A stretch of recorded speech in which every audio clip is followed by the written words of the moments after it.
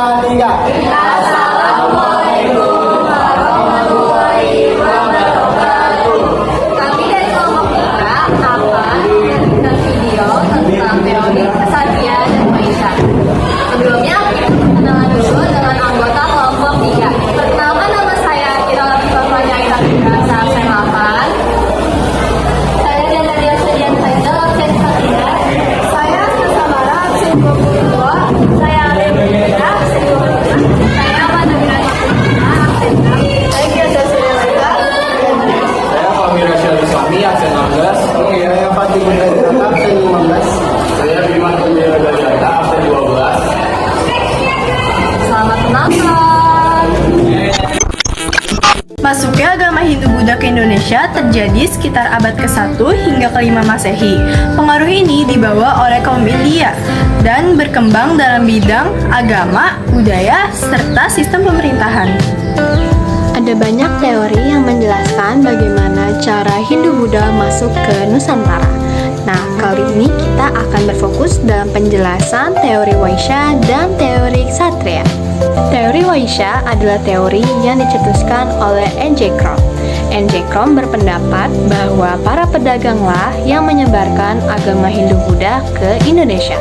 Sedangkan teori Kshatriya yang dicetuskan oleh C.C. Burke dan J.L. Mounds adalah teori yang menjelaskan bahwa agama Hindu-Buddha masuk ke Indonesia melalui para bangsawan atau prajurit. Nah, teori pertama yang akan kita bahas yaitu adalah teori Vaishya.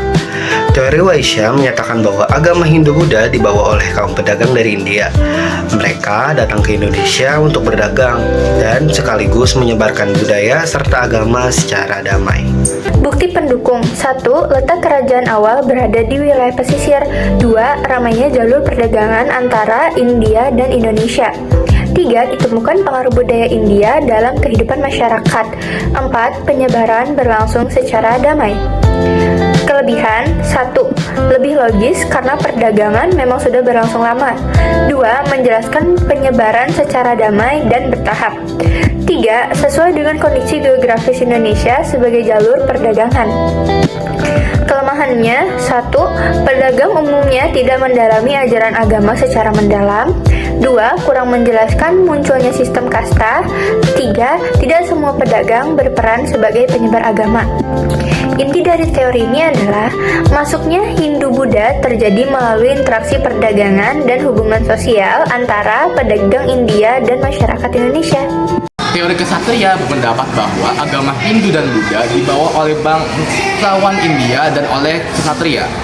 Mereka datang ke Indonesia itu karena peperangan dan untuk memperluas kekuasaan mereka. Sekarang bukti dan contoh Kshatriya. Bukti dari teori ini adalah sistem kerajaan di Indonesia yang mirip dengan India. Selain itu, ditemukan prasasti seperti Yupa di Kutai yang menunjukkan pengaruh Hindu. Nah, penggunaan gelar seperti Raja dan Maharaja juga menunjukkan pengaruh kaum Kshatriya. Di nomor 8 ada perbandingan kelebihan dan kekurangan. Perbedaan dari kedua teori ini adalah teori Vaishya melalui jalur perdagangan atau damai, sedangkan teori Kshatriya melalui kekuasaan atau militer. Pilihan teori Vaishya adalah sesuai dengan jalur perdagangan yang ramai. Kekurangannya, pedagang tidak selalu memahami agama secara mendalam. Teori Kshatriya kuat dalam menjelaskan munculnya kerajaan, tetapi kurang bukti tentang penaklukan langsung dari India. Masuknya Hindu-Buddha ke Indonesia terjadi melalui berbagai cara, baik melalui perdagangan maupun kekuasaan.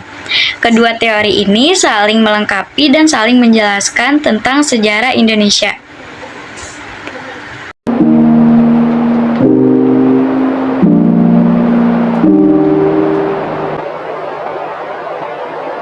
Sekian dari kami. Mohon maaf jika